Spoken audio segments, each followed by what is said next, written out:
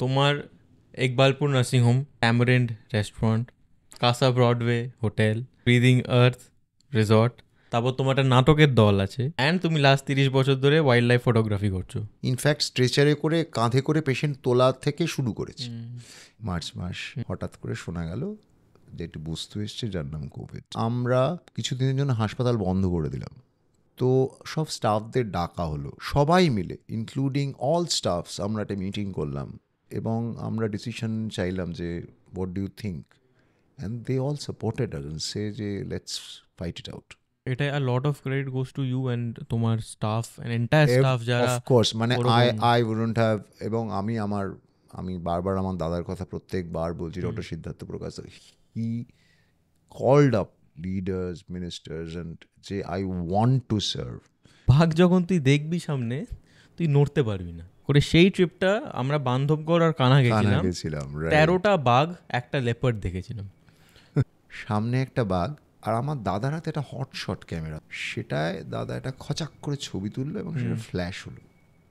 বাঘটা ঠিক এরমভাবে তাকালো, তাকে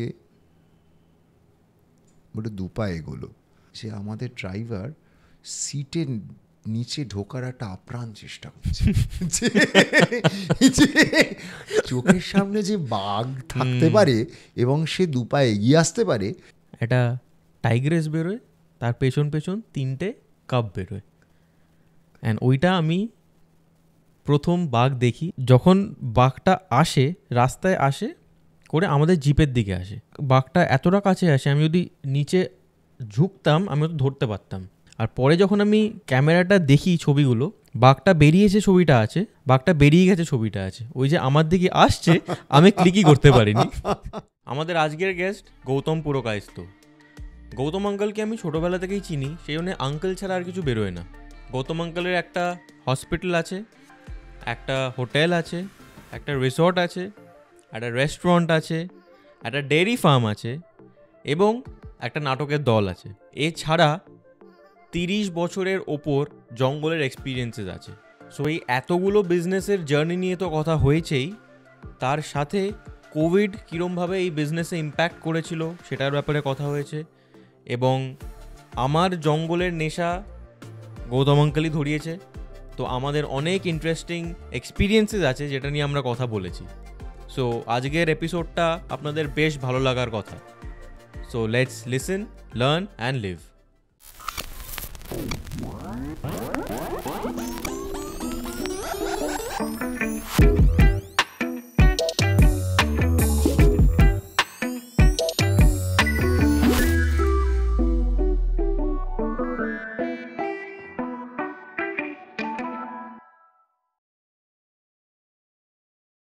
Gautam uncle, welcome to the Room of Tales. Thank you very much. It's pleasure having you here.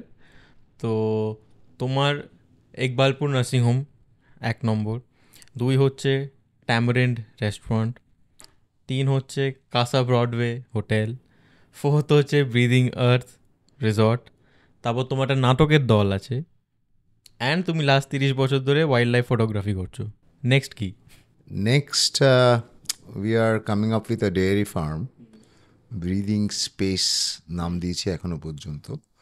So where we will be making farm fresh milk, যেটা মানে আমরা normally দুধটা খাই হলো সকালবেলা। তো এই কনসেপ্টটা ফার্ম ফ্রেশ মিল্কের হচ্ছে যে আমরা সকালবেলা দুধটা আগেকার দিনে যেরম হতো, দুধটা দুইয়ে দিত, সেরমভাবেই আমরা of course with a fully automated system, without any মানে হাতের কোনো ব্যাপারই নেই, পুরো মেশিনারি অপারেটেড করে we will be milking the cows, and by morning the time we have the milk, it's the fresh milk farm থেকে লোকের কাছে পৌঁছে যাওয়া, that is the challenge. And সেটা আমাদের নেক্সট প্রজেক্ট। এখন দেখা যাক কি হয়।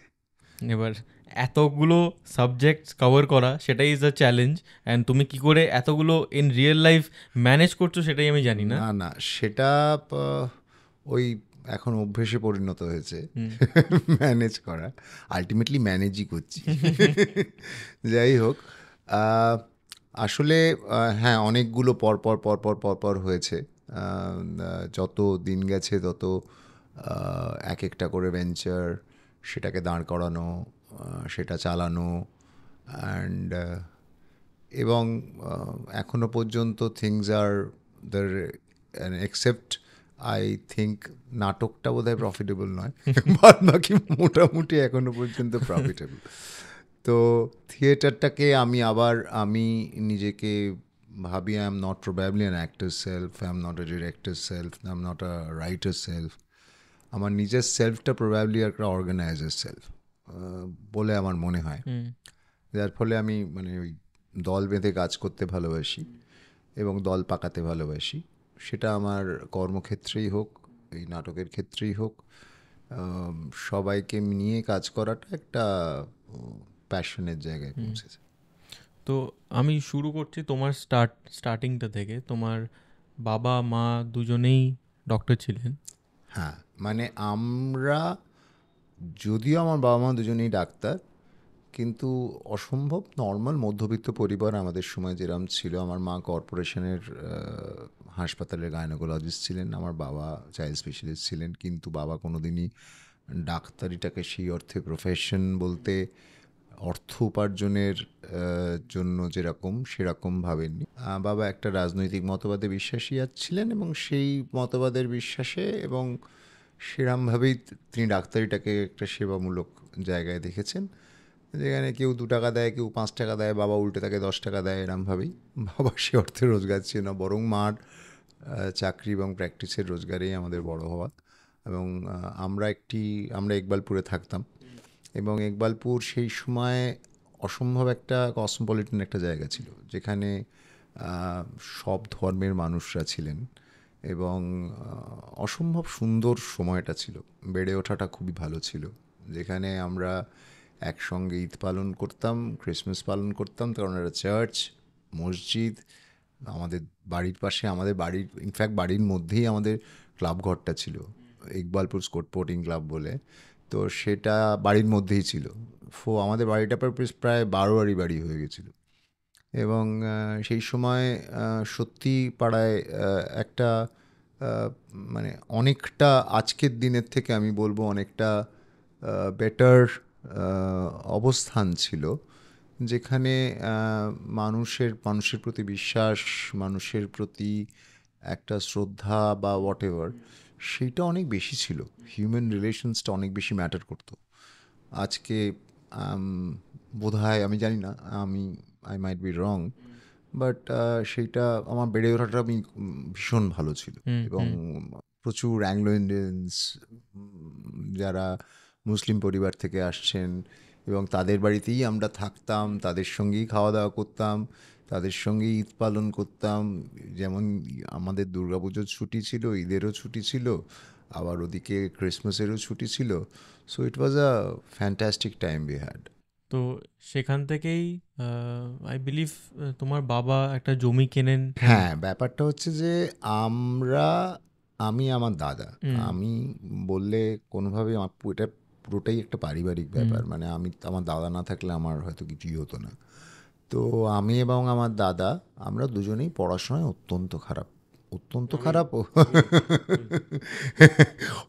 খারাপ মানে রিপোর্ট কার্ডে, আমরা সেন্ট লরেন্সে পড়তাম, রিপোর্ট কার্ডে হোলি খেলে ফিরতাম রীতিমতো, লাল দাগ ভর্তি। মানে এবং তার জন্য কোনো অনুতাপ, অনুশোচনা কিছুই থাকতো না।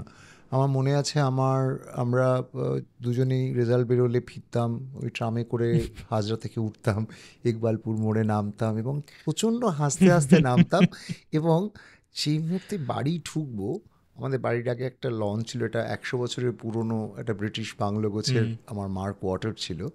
তো সেখানে ঢোকার আগে আমাদের হাসি মুখটা হঠাৎ করে আমরা এরকমভাবে গম্ভীর হয়ে যেতাম।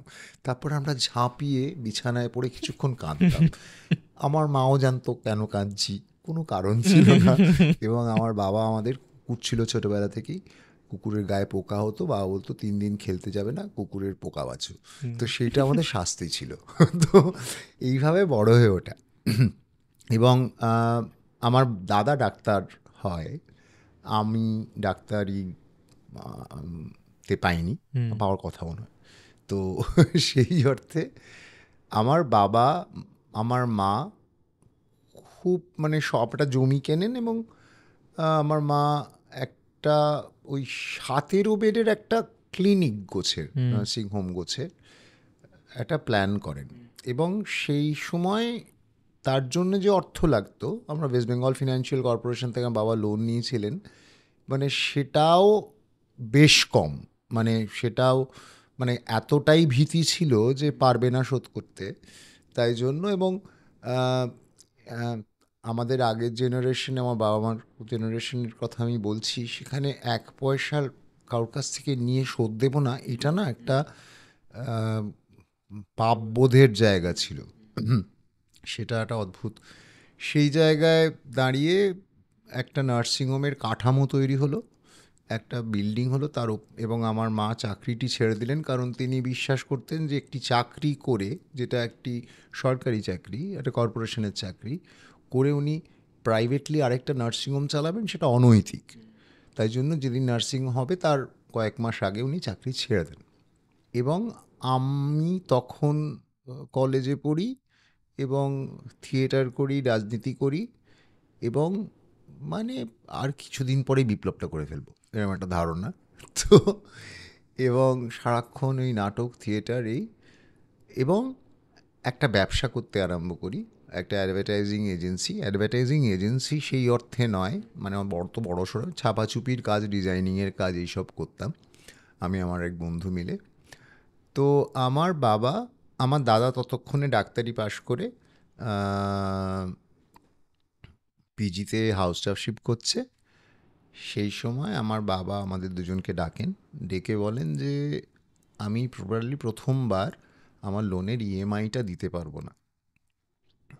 তো আমি কারোর কাছ থেকে টাকা ধার নিয়েছি, মানে এই ভাষায় বলেছিল, এবং সেটা আমি ফেরত দিতে পারবো না, তার থেকে আমার মৃত্যু ভালো, নয় তোমরা এটা দেখো।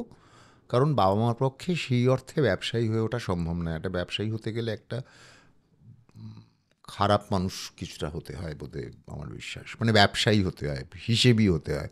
সেটা এখন সার্কামস্ট্যান্সেসের জন্য। হ্যাঁ, এইবার সেটা আমার বাবা মার পক্ষে একদমই সম্ভব ছিল না। খারাপ মানুষ ঠিক বলবো না, অতটা হিসেবি এবং অতটা ব্যবসা বুদ্ধি অতটা সেটা ছিল না। আমার বাবা কোনোদিন মানে ফিজই চাইতে পারতো না পেশেন্ট পার্টি, মানে পেশেন্টের কাছ থেকে। তো সেই লোকটা ব্যবসা করবে, এটা খুব একটা ভুল ব্যাপার ছিল। এনিওয়েজ, কিন্তু অফকোর্স মানে ভাগ্যিস ছিলেন, না হলে প্রবাবলি আমরা কেউ কিচ্ছু করতে পারতাম না। আমার বাবা মা না থাকলে আমরা ইভেন অ্যাবসলিউটলি নোওয়্যার হতাম। কারণ আমাদের সেই অর্থে শিক্ষাগত যোগ্যতা as a matter of fact কিছুই ছিল না। সামহাউ ইট হ্যাপেন্ড বলে আমার মনে হয়। বিশ্বাস করি, আমি আমার দাদা দুজনেই বিশ্বাস করি আমাদের থেকে অনেক বেশি ট্যালেন্টেড, অনেক বেশি পড়াশোনায় ভালো অনেকেই ছিল আমাদের মধ্যে। সামহাউ আমরা ইট ক্লিকড, আমার মনে হয় ক্লিকড। আজকের দিনে দাঁড়িয়ে আমার বলতে বাধ্য হচ্ছে ক্লিকড। তো সেই জায়গায় দাঁড়িয়ে আমি আমার দাদা দুজনে মিলে হাসপাতালের হালটা ধরি। তখন একটা 17 বেডের হাসপাতাল ভাবা হয়েছে। মানে যেদিন আমরা সেই মানে ওই বিল্ডিংটার ওপরেই থাকতাম, এবং যেদিন আমাদের 10টা পেশেন্ট হতো ভেবেছি, সেদিন আমাদের ওপরে মাংস রান্না হবে। মানে সেদিন হেভি ব্যাপার, বিরাট ব্যাপার হয়ে গেছে। মানে নর্মালি এরম হতো যে একটা পেশেন্ট, সে দেখলো সারা হাসপাতালে আর পেশেন্ট নেই, সে আবার নিজে ভয় পালিয়ে চলে গেল, এরকমও হয়েছে। এবং আমাদের তখন লিফটও ছিল না। তো আমার প্রথম আমরা পেশেন্ট, মানে আমি ইনফ্যাক্ট স্ট্রেচারে করে কাঁধে করে পেশেন্ট তোলা থেকে শুরু করেছি, এবং আমি দাদা দুজনে মিলে অসম্ভব, মানে সেই সময় আমরা মানে দীর্ঘ 20 বছর আমি বলবো যে আমার দাদা আজও ইনফ্যাক্ট আমি তো 18 থেকে 20 ঘন্টা কাটতাম, আমার দাদা আজও সপ্তাহে 6 দিন হাসপাতালে পড়ে থাকে, বাড়ি ছায় না, কারণ ওর কাছে পেশেন্টটাই সব। তার মানে stage in a stone throwing distance, আলিপুরে থাকে, ইকবালপুরে বাড়ি, কিন্তু যায় না। So that's a passion which you need to do anything in that sense. তো সেই অর্থে আমরা শুরু করি, এবং শুরু করতে করতে হাসপাতাল টুকটুক টুক করে এগোয়, হাসপাতাল ছোট থেকে একটু বড় হয়, বড় হয়ে 30 বেড হয়। আমরা দেখি যে আমাদের জায়গার কম পড়ছে, আমরা আমাদের যে পরে যেখানে থাকতাম সেখান থেকে চলে নিউ আলিপুরে চলে আসি, সেই জায়গাটা হাসপাতাল এক্সটেন্ড করা হয়। তারপরে আমরা একটা পাশের জমি কিনি, করে আরেকটা বিল্ডিং বানাই, করতে করতে একটা 100 বেডের হাসপাতালে পরিণত হয়। ইতিমধ্যে আরও কিছু পোকা চাপে, পোকা কামড়ায়। সেটা আমাকে কামড়ানোর থেকে আমার দাদাকে বেশি কামড়ায়। মানে আমার দাদা এমন একজন মানুষ, তাকে যদি কেউ গিয়ে বলে যে ভাই একজন খুব ভালো বাঘের দুধের ব্যবসা আছে, তো বলবে তাই নাকি? বলে হ্যাঁ। বলে আমাকে ডাকবে, বলে ভাই খুব ভালো বাঘের দুধের ব্যবসা আছে, এক্ষুনি ব্যবসাটা করতে হবে। তো আমার দাদা এরকম একজন অসম্ভব প্যাশনেট মানুষ।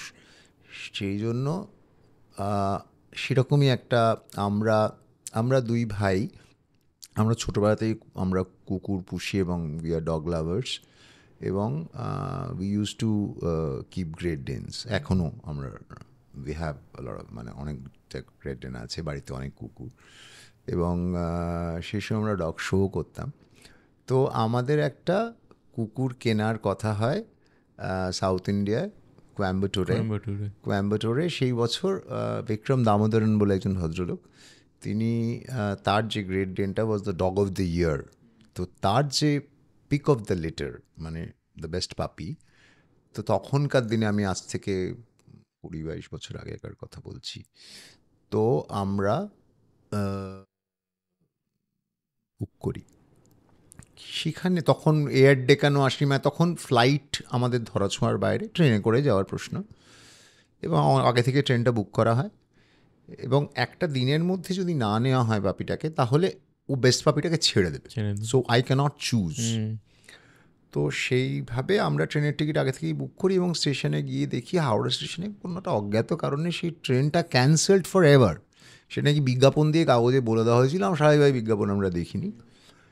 তো তখন রাত 8টা বাজে, আমরা ভাবি যে কী করব, পৌঁছতে হবে দিনের মধ্যে, আবার পরের ট্রেনে যাব। ততক্ষণে আমার মাথায় একটা বুদ্ধি আসে, দাদাকে বলি, দাদা আমাদের তখন টাটা সাফারি তখন নতুন লঞ্চ করেছে। আমরা একটা টাটা সাফারি ছিল আমাদের, নতুনই ছিল।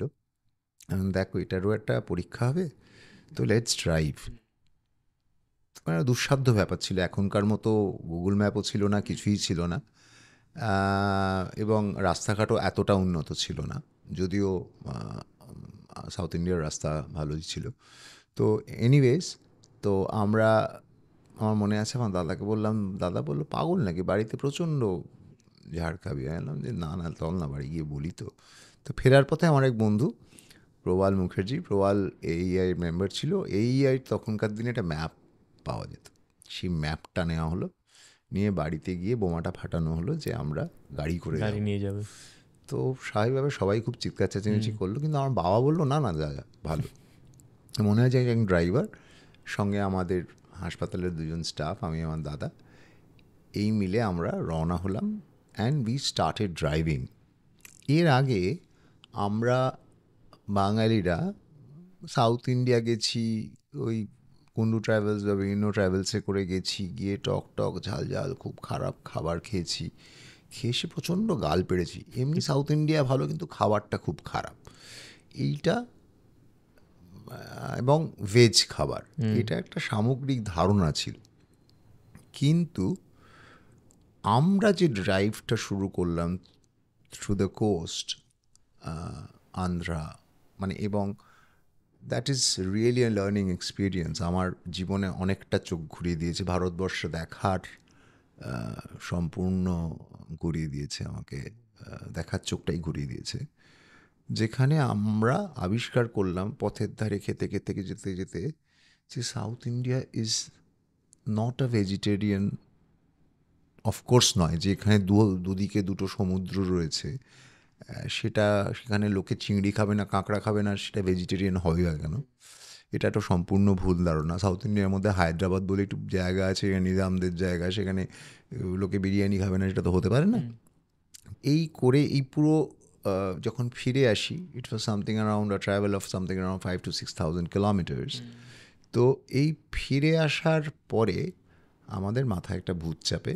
ভূতটা হলো একটা সাউথ ইন্ডিয়ান রেস্টুরেন্টটা সাউথ ইন্ডিয়ান বলতে, কলকাতায় তখন সাউথ ইন্ডিয়ান রেস্টুরেন্ট বলতে ইডলি, ধোসা, বড়া এই ধরনের কুইজিনের কথাই বলা হতো। কিন্তু আমরা যে সাউথ ইন্ডিয়ান রেস্টুরেন্টটা করবো ভাবলাম, যেটার আজকের নাম ট্যামারিন্ড, তখনও ট্যামারিন্ড দিয়েই খোলা হয়েছিল, আজকে প্রায় 20 বছর হতে চলল। তো এই ট্যামারিন্ড ইজ এমন একটা রেস্টুরেন্ট যেখানে ইডলি, ধোসা, বড়া পাওয়া যাবে না, এবং it will be a non vegetarian south Indian restaurant as well as vegetarian, and যেখানে প্রত্যেকটা স্টেটের খাবার তুলে এনে, অফকোর্স এরকম অফকোর্স এই ধরনের সাউথ ইন্ডিয়ান রেস্টুরেন্ট আইটিসিতে আছে, এরম চেইনস আছে। তো আমরা কলকাতায় প্রথম সেটা ইন্ট্রোডিউস করি, and that is being a history and lovely having that, because তারপরে আমি প্রত্যেক বছর সাউথ ইন্ডিয়া ট্রাভেল করি, সব সময় গাড়িতে নয়, কিন্তু তারপরেও আমি 2-3 বার গাড়িতে গেছি। এবং আমার ভারতবর্ষ দেখাটাকে এই ট্রিপটা আমার চোখ খুলে দিয়েছে, যেখানে আমরা ভারতবর্ষের প্রত্যেক 40 কিলোমিটার যদি পেরোই, আমাদের ডায়ালেক্ট চেঞ্জ হয়, আমাদের খাবারের টেস্ট চেঞ্জ হয়, এবং প্রত্যেক মানে ইউনিটি ইন ডাইভার্সিটি যে কথাটা আমরা বলি, ডাইভার্সিটি টু অ্যান এক্সটেন্ট, যেখানে আমরা প্রত্যেক 40 কিলোমিটারে এইরকম ভাস্ট ডাইভার্সিটি সত্যিই নেই। এবং আমি পরবর্তীকালে এত ঘুরেছি, আমি ওয়াইল্ড লাইফ ফটোগ্রাফি করেছি, প্রচুর ঘুরেছি। তো এইটা আমার কাছে একটা মানে learning experience to know my country. এবং সামহাও আমি এত ঘুরে বেড়াই, আমার খুব একটা বিদেশ যাওয়ার ইচ্ছে হয় না। আমি এখনও বিশ্বাস করি আমি দেশটাই ভালো করে দেখে উঠতে পারিনি, মানে এত বছর ধরে ঘুরছি। ট্যামারিন্ড এইভাবেই হলো। তারপরে ট্যামারিন্ডের পথ চলা শুরু। ট্যামারিন্ড প্রথমে একটা জায়গায় ছিল, তারপরে আমাদের শিফট করে আনতে হলো আমাদের পার্মানেন্ট, যে এখন যে জায়গাটা দেশপ্রিয় পার্কে we have Tamarind, and it's running in its own way. খুব ভালো একটা, it has a wonderful vibe, এবং সবাই ট্যামারিন্ড চেনেন এবং ট্যামারিন্ডের খাবার খুব প্রশংসা করেন। উই হ্যাভ আওয়ার মানে নিশ কাস্টমার্স, এবং তারা প্রত্যেকেই মানে ট্যামারিন্ড এখন সেই অর্থে এভরিবডি নোজ ট্যামারিন্ড। বাট তুমি যখন চালু করেছিলে তখন যেটা বললে সাউথ ইন্ডিয়ান কুইজিন খুলছো শুনেই, হ্যাঁ, সাউথ ইন্ডিয়ান কুইজিন খুলতেছি মানে খুলছি মানে আমাদের বন্ধু বান্ধবরা মারতে আসে, মানে কি বাবা, মানে তোরা পয়সা খরচা করে সাউথ ইন্ডিয়ান, মানে সবাই ভাবে বিরিয়ানি করবে, রোল করবে, হ্যাঁ, কিন্তু এই কুইজিনটা কেউ জানতোই না। So I am really blessed যে have introduced this cuisine and popularized it in this part of the world, এই এই আমাদের শহরে। somehow it clicked, আবার বললাম না, somehow it clicked। আমি বিশ্বাস করি যে আমি খুব জানতাম খাবার সম্বন্ধে না বোধহয়, তবে আমি I am probably a good learner, মানে প্রবাবলি আমি ওই পেছনে দাঁড়িয়ে কি করছে আমার শেফ সেটা শিখতে শিখতে এখন এমন একটা জায়গায় পৌঁছেছি যে আমার শেফকে আমাকে বলে দিয়ে এইটা কর, সেই গ্রিপটা আনতে হবে। সো আই এম প্রবাবলি, আমি বললাম না যে আমি নিজে খুব টুকলি মাস্টার গোছের, ভালো টুকি আর কি। তো সেরকম একটা ব্যাপার। তো সেরকম ট্যামারিন্ডের যেতে যেতে আমার হাসপাতালের আবার এক্সটেনশন হলো, লাইফ গোজ অন। এই করতে করতে আমরা আমাদের একটা বাগান বাড়ি ছিল। আমার বাবা মাছ ধরতে ভালোবাসতেন, তো আমি আমার দাদা মিলে বাবাকে একটা আমাদের বাড়িরই বাগান বাড়ি, সেই অর্থে ঠিক না, একটা বাড়ি ছিল, একটা পুকুর ছিল বড়, সেখানে বাবা রোববার করে যেত, মাছ ধরতো, এবং স্বাভাবিকভাবে ওই বাবা সারাক্ষণ বিনে পয়সায় পেশেন্ট দেখতো, এইভাবে রাখা ছিল। তো যত দিন যায় স্বাভাবিকভাবে যেগুলো এই ধরনের জায়গায় চুরি চামারি, লোকে বলে এই আম ছিল কিন্তু আম ঝড়ে পড়ে গেছে, এই হাঁস ছিল খটাসে খেয়ে গেছে, মুরগি ছিল, এরমভাবে হয় কিছুই। তো আমার দাদা আবার বলে যে না, এই জায়গাটাকে একটা কিছু করতে হবে। তো উই থট অফ ডুইং আজকে ব্রিদিং আর্থ বলে আমাদের যে রিসর্টটা, it's something like it's a mud house resort. তো আমাদের mud house look, not exactly mud house. কলকাতায় আগে এরকম তখন ছিল না সেই অর্থে, এখন দ্যাটস এ ইন্ট্রোডাক্টরি থিং। তো আমরা সেইটা তৈরি করি। এগেন আমার কেরামতি বলবো না, ইট ক্লিকড। সো এত কিছু ক্লিক করছে, ওটা শুধুমাত্র কেরামতি মানে আমি জানি না, মানে আমি এর সেরম তো ফর্মুলা জানি না, মানে সাফল্যের কোনো ফর্মুলা হলে তো সবাই সফল হতো, সেরমভাবে তো A+B² মানে এরমভাবে হয় না, ফর্মুলা হয় না। সো ইট ইজ, তার জন্য একটা কঠিন পরিশ্রম দরকার হয়, একটা ইন্টেন্স ইমেন্স কি বলবো মানে প্যাশন দরকার হয়। কিন্তু আমরা যখন শুরু করেছি সব জায়গায় অর্থের ঠক্কর ছিল, এরকম নয় যে অগাধ পয়সা ছিল, এরকম না, একদমই নয়। অর্থের ঠক্কর ছিল, it was always a struggle of money. কিন্তু সামহাও ইট হ্যাজ ক্লিকড। এবং আমার এই একটা জায়গায় খুব বিশ্বাস যে এই জিনিসটা করলে, মানে কঠিন পরিশ্রম এবং প্যাশন যদি থাকে, আমি জানি না পুরোটা হয়তো এগোনো যায় কি না জানি না, আবার বলছি ফর্মুলা বলে কিছু নেই, কিন্তু কিছুটা এবং অনেকটাই এগোনো যায়, এটা আমার বিশ্বাস। Breathing earth again became a success. We have now 22 cottages with swimming pool, এবং it's a wonderful property. Again, it's a property which is liked by a lot of people. তো ব্রিদিং আর্থ যখন আমরা করি, তখন এদিকে হাসপাতাল চলছে, ব্রিদিং আর্থ চলছে, ট্যামারিন চলছে, ইতিমধ্যে আমরা ততক্ষণে একটা ভাড়ার জায়গায়, একটা কাঁচা ব্রডওয়ে বলে ভাড়ায় একজন আমাদের ট্যামারিনেরই ক্লায়েন্ট, উনি এসে আমাকে বলেন উনি একটা জায়গা তৈরি করেছেন, ওনার ফ্ল্যাট, উনি একটা বাড়ি কিনে ফেলেছিলেন, উনি অসম্ভব প্রতিষ্ঠিত একজন ব্যবসায়ী। তো উনি একটা বাড়ি তৈরি হচ্ছিল এবং সেটা ওনার অফিসের একটা ফ্রন্টেজ ছিল অন ব্রড স্ট্রিট। তো একটা ফ্ল্যাট বাড়ি তৈরি হচ্ছে বড়, সেইটা উনি কিনে নেন, মানে অর্ধেক অবস্থায় কিনে নেন। কিনে নিয়ে আমার কাছে এসে বলেন এটা কি করা উচিত। আমি যেহেতু ফ্ল্যাট মতো পুরো ব্যাপারটা, এক একটা ফ্লোরে 3টে করে কি 4টে করে ফ্ল্যাট, তো আমি ওনাকে বলি একটা গেস্ট হাউস করুন, যেখানে 3টে করে রুম থাকবে, একটা করে সিটিং এরিয়া থাকবে, এবং সেটা উনি ওরমভাবে বানান। তাহলে অদ্ভুতভাবে আমি তার আগে কোনোদিন এই ধরনের, মানে সেই অর্থে তখনও ব্রিদিং আর্থ শুরু করিনি আমি, কাঁচা ব্রডওয়ে তখন ওই ফেজটায়। তো উনি আমাকে একটা প্রপোজাল দেন, তুমি চালাও। তা আমি বললাম I am having two men in my hands, মানে তখন আমি ট্যামারিন হাসপাতাল এবং তখন ব্রিদিং আর্থ তৈরির একটা ব্যাপার চলছে। তো আমার এক বন্ধু মন্দিরা দাশগুপ্ত, সে সল্টলেকে এই গেস্ট হাউসের ব্যবসা করতো, তো আমি তাকে দেখাই। তো সে ওরকম একজন পাগল, সে বলে যে লেটস ডু ইট টুগেদার। তো আমি কোনোদিন পরিবারের বাইরে গিয়ে করিনি, তাই জন্য আমি বাড়িতে এসে বলি, সাহেব ভাই, আমার বৌদি, আমি এবং মন্দিরা, আমরা 3জনে এটার পার্টনার হই। এবং লাকিলি আবার ইট ক্লিকড যে আমরা উইদিন 3 months এটাকে দাঁড় করিয়ে দিই। ইন টার্মস অফ, আমরা সেই সময় প্রায় 8 লক্ষ টাকা ভাড়া দিতাম। It has 33 rooms। এবং অদ্ভুতভাবে আমি খুব একটা শিওর ছিলাম না, so we had a 3 years contract, যে দুজনের একটা এক্সিট ক্লজ ছিল। আমি যদি ভেবেছিলাম যে আমার একটা ইনসিকিউরিটি ছিল যে আমি যদি ভাড়া দিতে না পারি সেক্ষেত্রে আমার একটা বেরোনোর রাস্তা থাকবে, উনারও একটা বেরোনোর রাস্তা ছিল। তো যখন 3 years the platter was ready, তো উনি বললেন যে না, you quit. By that time my clientele was ready, everything was ready, it was running really good. তো সেই জায়গায় দাঁড়িয়ে we again started আবার পাগলামি, আবার খোঁজা, আমাদের এই মুহূর্তে কাসা ব্রডওয়ে হোটেলটা যে জায়গায়, সেটা খুবই প্রাইম একটা জায়গা গোল পার্কে। সেটা একটা 1952 পুরনো বিল্ডিং ছিল। সেটায় অসম্ভব লিটিগেটেড একটা building.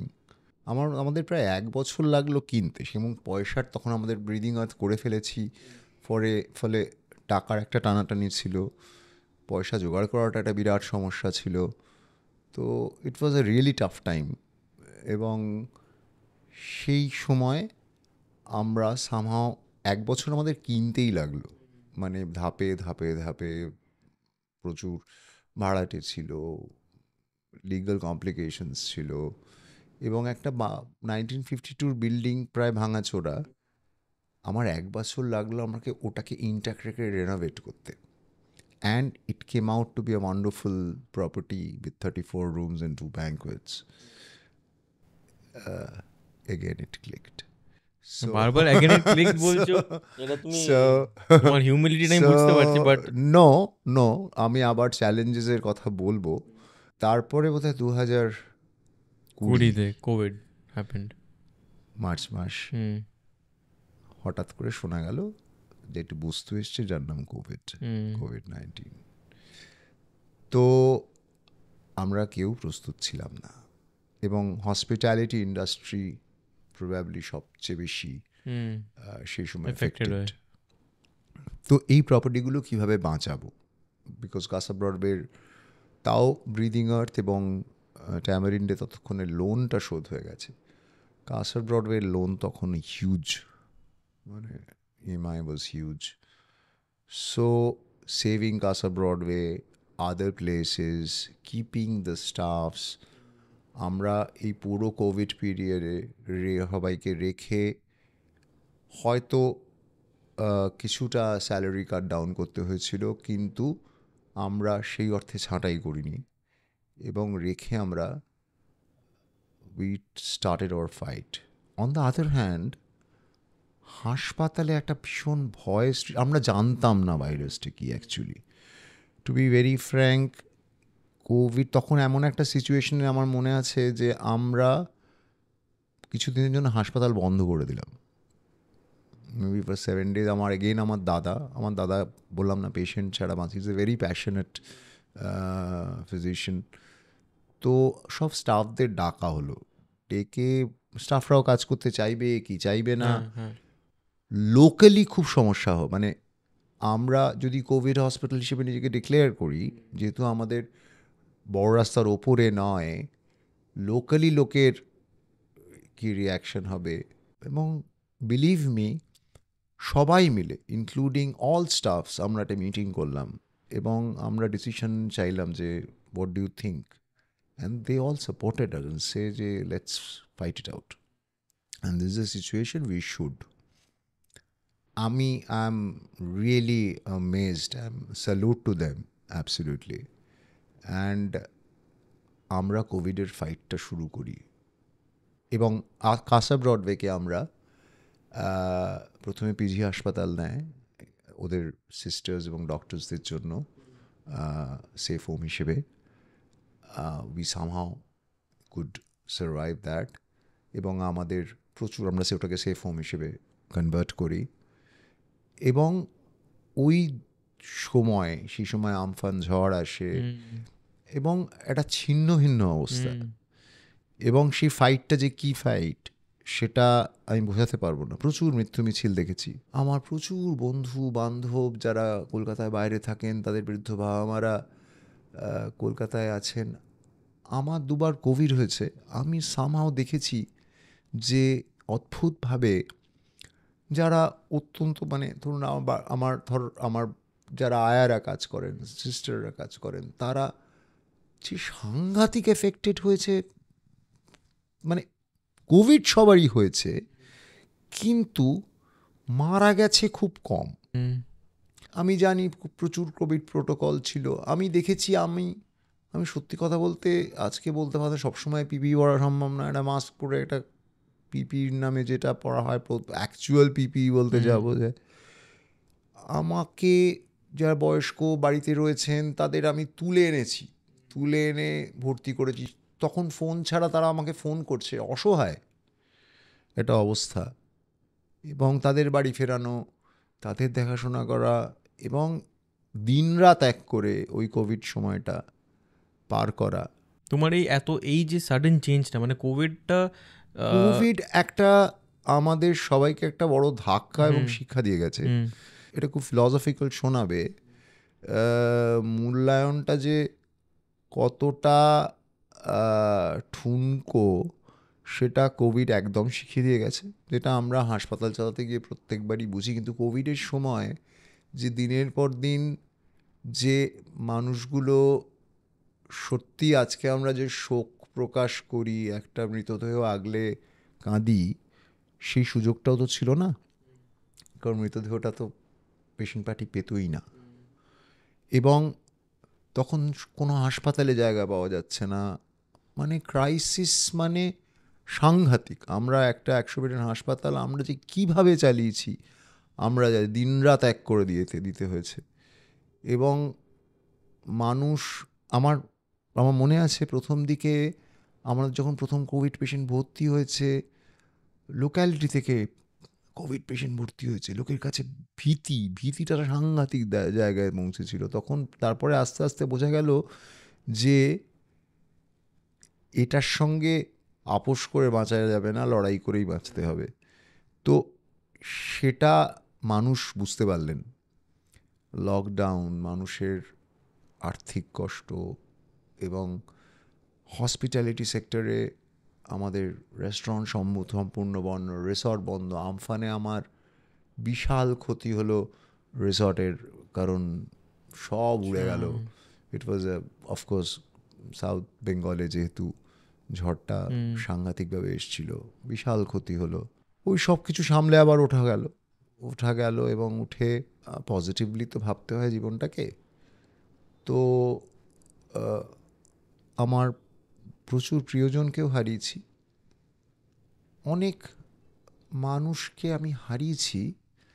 First wave of covid was something, second wave was lethal in the sense, second wave of কোভিডে আমরা দেখেছি যে খুব সিমটমস না নিয়ে পেশেন্ট এসছে, একটু ডিস্যাচুরেট করছে, কিন্তু নর্মাল একটু 2 লিটার অক্সিজেন দিলে সে থার্ড দিনে গিয়ে সাংঘাতিক খারাপ হয়ে যাচ্ছে, এবং ইট ওয়াজ তখন আর কিছু করা যাচ্ছে না, এবং ইট ওয়াজ লিথাল ওয়েভ।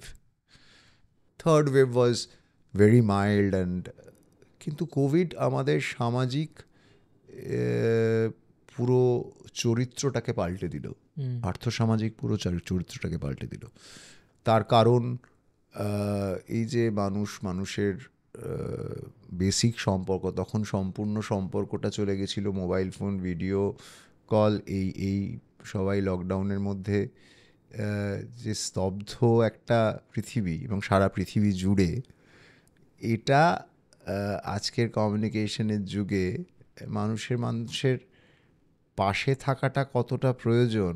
একটা মানুষকে মিস করলে দিনে 4 বার করে কেন ভিডিও কল করে, কারণ তার কাছে পৌঁছতে পারে না, সেটা একটা সাংঘাতিক শিক্ষা।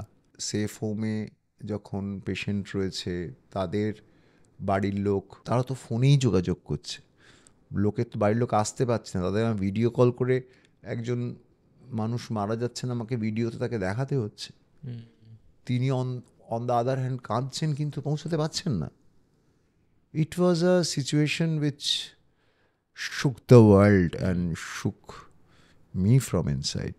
So somehow we all somehow recovered from COVID ওই সময়টা। তো করে আমরা পৌঁছলাম যখন, তখন আমাদের এই ঘুরে দাঁড়ানোর সময়টা, in terms of hospitality again, was a tough time, very tough time. মানে কারণ তখনও ওয়ার্ক ফ্রম হোম চলছে, তখনও কর্পোরেট মুভমেন্টস নেই। It was really a tough time, post covid was really a tough time. তো somehow we managed and we মানে survived in that sense and came back to a normal position, যেখানে দাঁড়িয়ে আজকে আমরা বলতে পারছি যে না, আবার সামনে তাকিয়ে দেখা যায় অনেকে বলতে পারেননি, অনেকের ব্যবসা ধ্বংস হয়ে গেছে। এটা a lot of credit goes to you and তোমার staff and entire staff যারা অফ কোর্স, মানে ওরকম- আই উডন্ট হ্যাভ, এবং আমি বারবার আমার দাদার কথা প্রত্যেকবার বলছি, doctor Siddharth Prakash, his contribution in that time to the society, আমার মনে আছে যে he called up the leaders, ministers, and যে I want to serve, and দিনরাত এক করে কি করে করা যায় সেটা I think he has shown it. I'm salute to him and to all my staffs.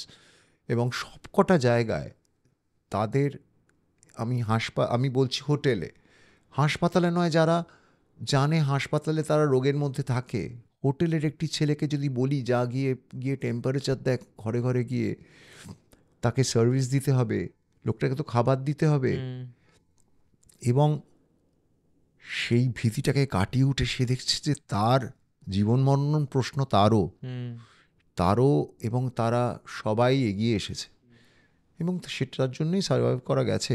অনেক ব্যবসা বন্ধ হয়ে গেছে, অনেকে, I am lucky, we are lucky actually যে we survive this whole time. তারপরে আমি আমার ব্রিদিং আর্থের একটা এক্সটেনশন করি, আমরা একটা দুর্গাবাড়ি বলে আরেকখানা সেকশন করি যেখানে উই হ্যাভ 8 রুমস, যেটা পুরোটা দুর্গা, আমি ঠিক দুর্গা বলবো না, দুর্গার একটা থিমে করা, which is a 2-storied building, একটা 4 বাড়ি।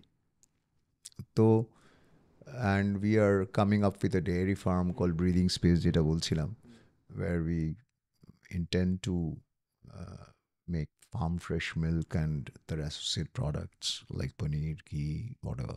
এইবার তোমার একটা অ্যাসপেক্ট আছে যেটাই আমি ঢুকবো। না, আমি একটা অ্যাসপেক্ট, আমার নিজের খুব প্রাণের অ্যাসপেক্ট হলো, সেটা হলো আমার থিয়েটার লাইফ।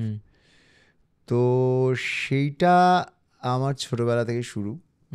তো ছোটবেলা মানে যখন আমরা কলেজে পড়ি, তো কমলেশ্বর আমার বন্ধু, আমার বাল্যবন্ধু, আমরা একসঙ্গে কলেজে স্কুল থেকে পড়াশোনা করেছি, এবং we had been best of friends. Arjun Dasgupta, Arjun doctor plus theatre personality. তো এরকম আমরা ছোটবেলা, শান্তনু আই সার্জন, আজকের দিনের খুব প্রতিষ্ঠিত, আমরা সব কলেজে ওই ফেস্টে থিয়েটার করতাম। কমলেশ্বর একটা স্ক্রিপ্ট লিখে, সেই সময় পাজি পিটার সুকুমার রায় একটা গল্প ছিল, তাতে ছড়ায় পুরো তঞ্চক প্রবঞ্চক বলে একটা 40 মিনিট, আধ ঘন্টা 40 মিনিটের, আমরা সব ফেস্টে পড়তে যেতাম, যেখানেই যেতাম সেখানেই জিততাম আমরা, এবং সেটা একটা অনাবিল আনন্দ ছিল। এবং সেই তালে আমরা থিয়েটার করতে করতে আমরা একটা গ্রুপ থিয়েটার শৈলুশিক বলে একটা দল তৈরি করে ফেলি, এবং সেখানে কয়েকটা, তখন ছোট ছিলাম, অর্থ ছিল না, কিন্তু থিয়েটারের নেশা চেপে বসেছিল।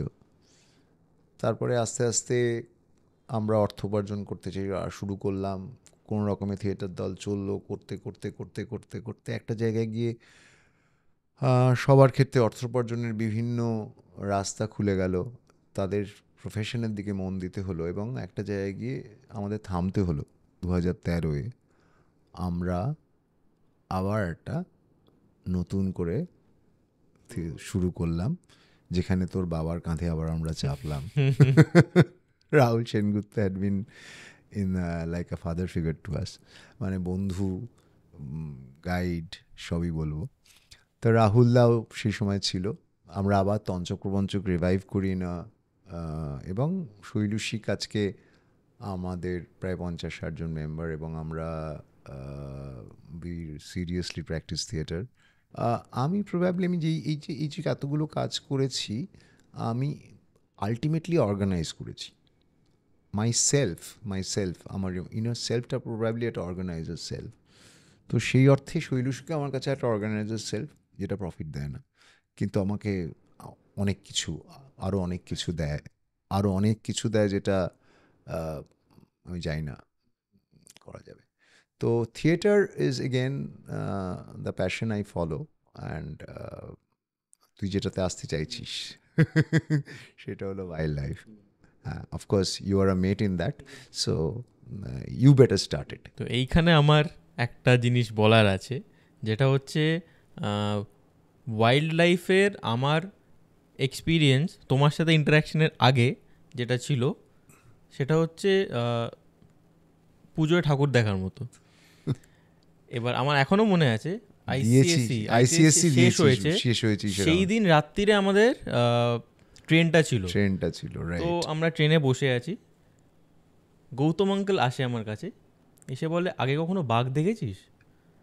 হ্যাঁ দেখেছি, বাঘ তো দেখেছি। কোথায় দেখেছিস? জুতে। ওটা খুব সুন্দর ভাষায় গালাগাল দিল, দিয়ে বললো যে ওটা বাঘ না, ওটা কুকুর। বাঘ যখন তুই দেখবি সামনে তুই নড়তে পারবি না। এবার আমি কি বলছে, আচ্ছা হবে কিছু একটা।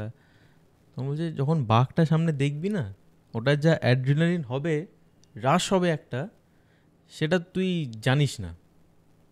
যে ঠিক আছে, আমি তখন বাঘ কী করে দেখবো, ওখানে যাবো, দুটো হাতি দেখবো, এই দেখবো, দেখে ফিরে আসতে হবে করে। সেই ট্রিপটা আমরা বান্ধবগড় আর কানা গেছিলাম, 13টা বাঘ, একটা লেপার্ড দেখেছিলাম।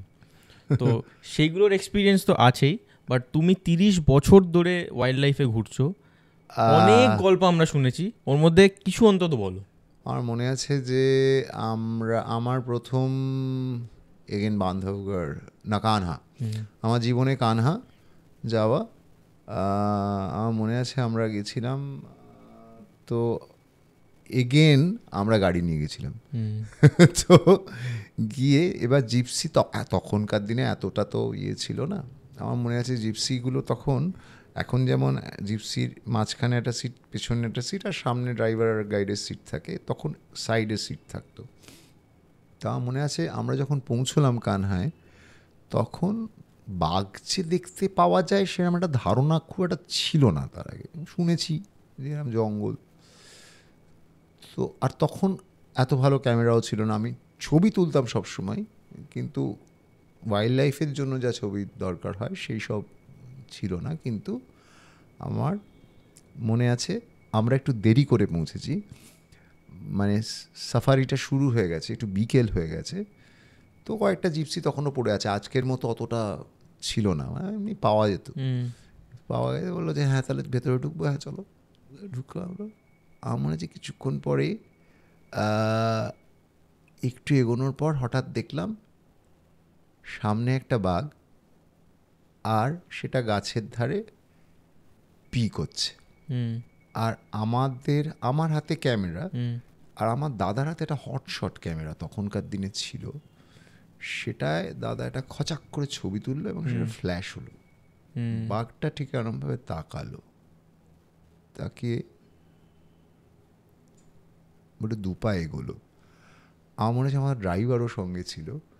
আমরা দেখলাম যে আমাদের ড্রাইভার সিটের নিচে ঢোকার একটা আপ্রাণ চেষ্টা করছে, যে চোখের সামনে যে বাঘ থাকতে পারে এবং সে দুপা এগিয়ে আসতে পারে, সেটা তার ধারণার বাইরে।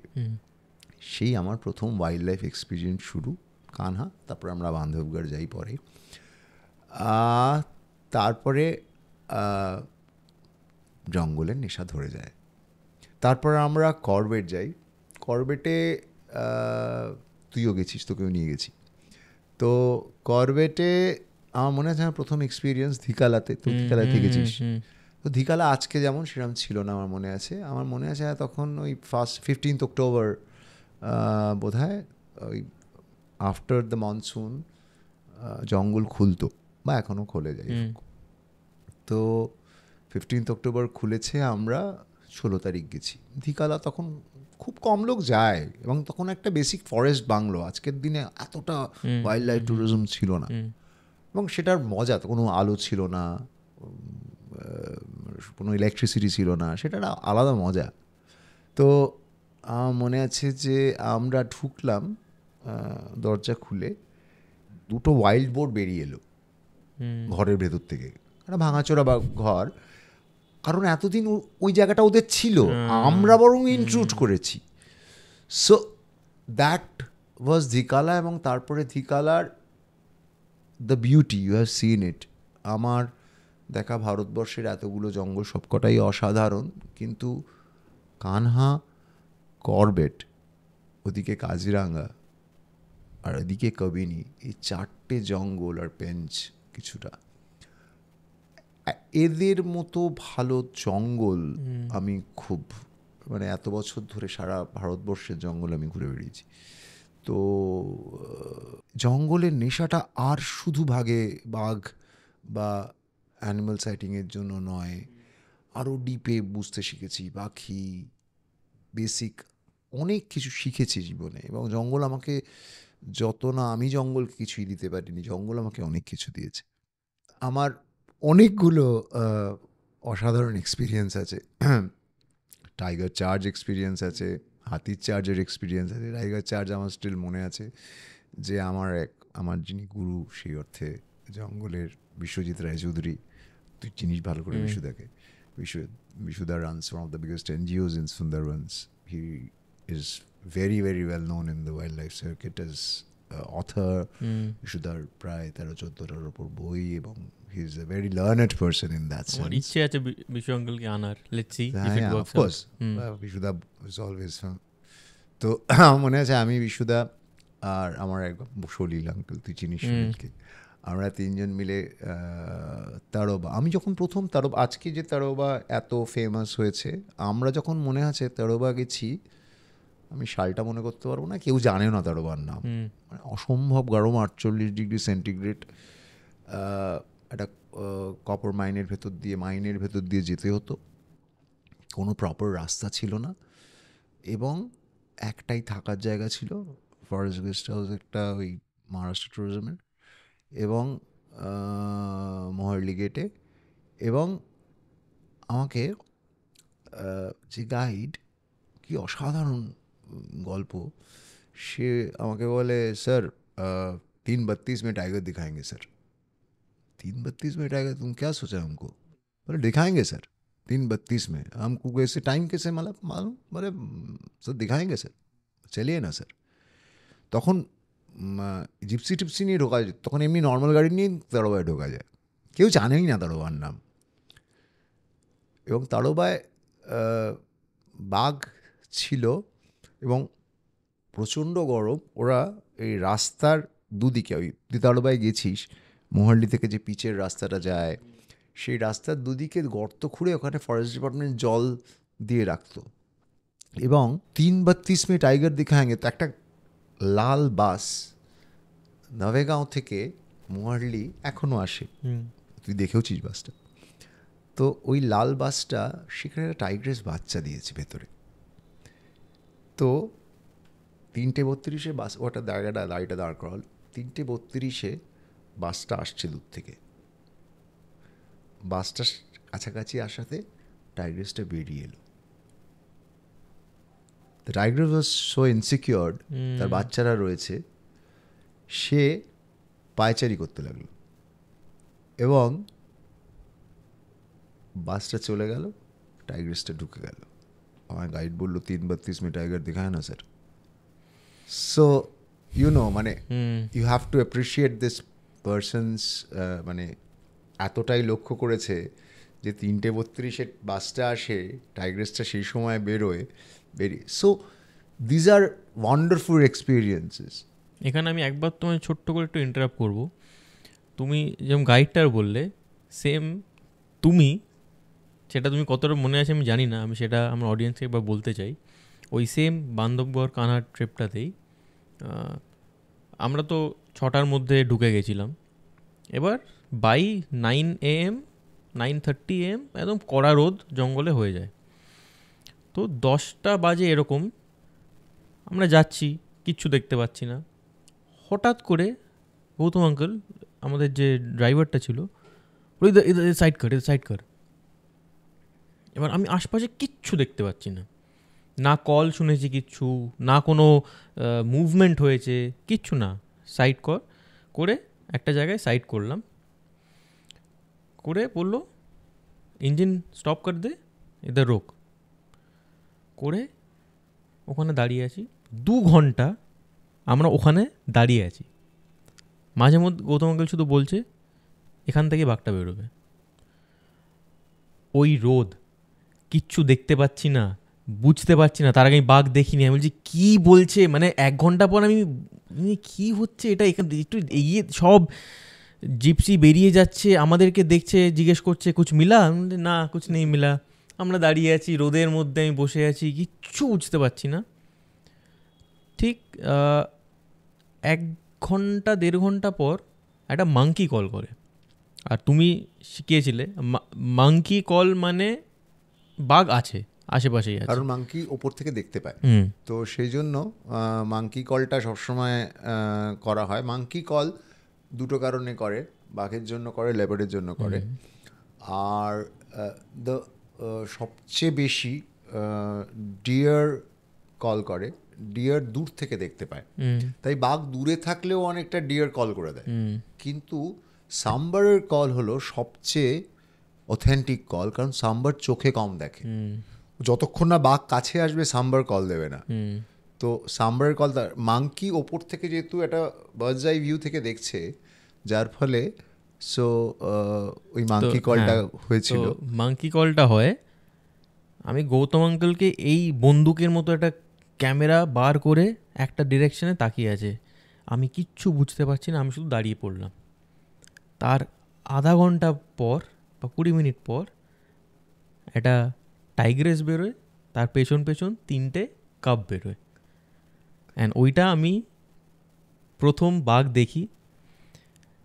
অ্যান্ড যখন বাঘটা আসে, রাস্তায় আসে করে আমাদের জিপের দিকে আসে, আমি একটা ডিএসএলআর, একটা ছোট্ট ডিএসএলআর নিয়ে আমি দেখছিলাম।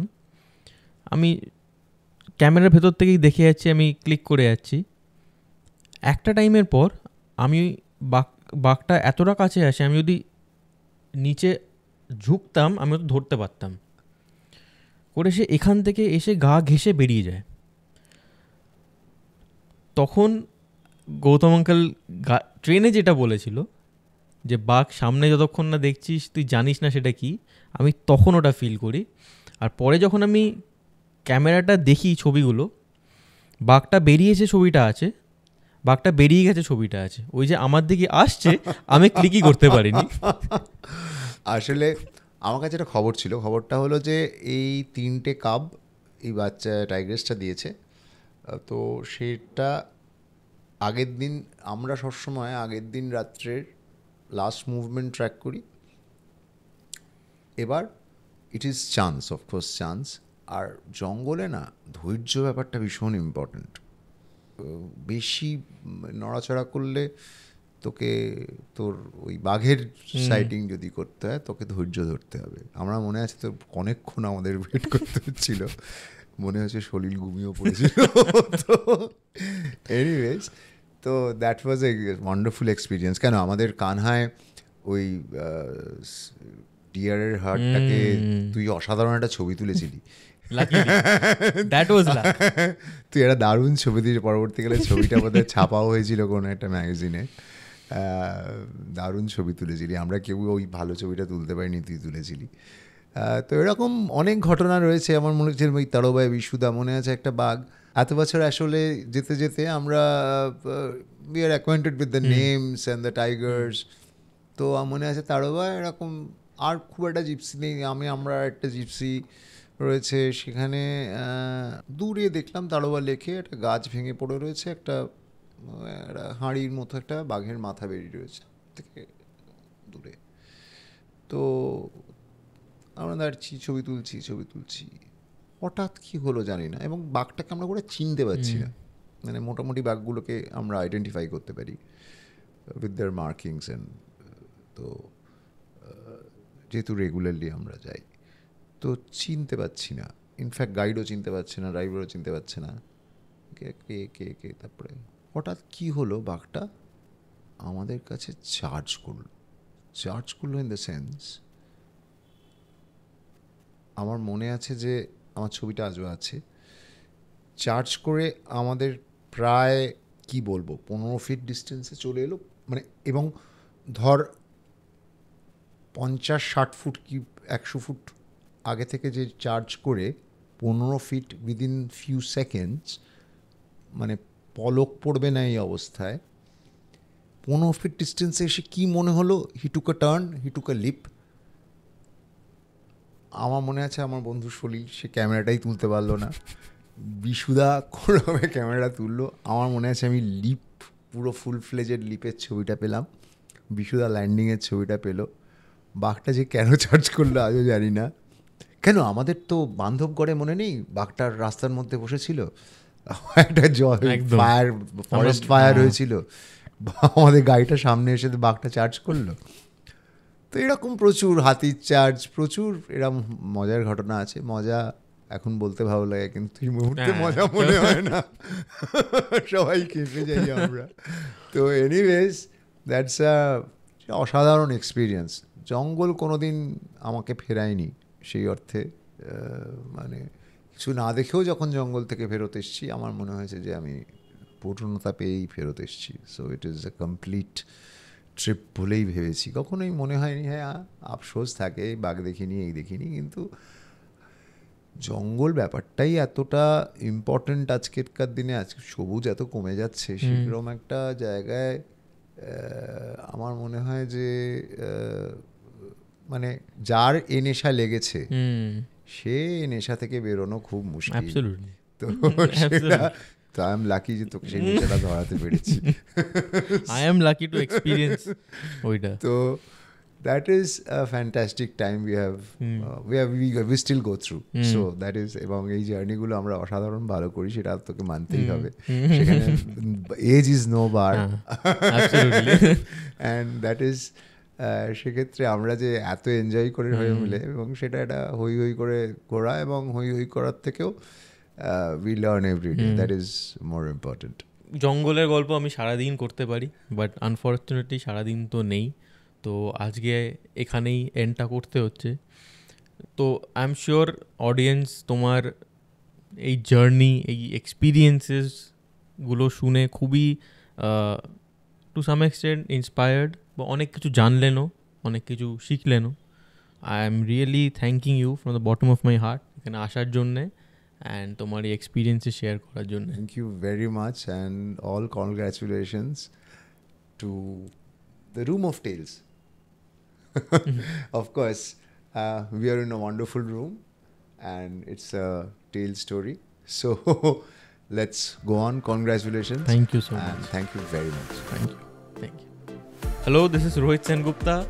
আমাদের রুম অফ টেলসের ইনস্টাগ্রাম অ্যান্ড ফেসবুক পেজেস একটু ফলো করবেন, অ্যান্ড আমাদের ইউটিউব চ্যানেলটাকে একটু সাবস্ক্রাইব করবেন। আর যদি আমাদের ভিডিওগুলো ভালো লাগে তাহলে একটু লাইক অ্যান্ড শেয়ার করবেন, and don't forget to press the bell icon.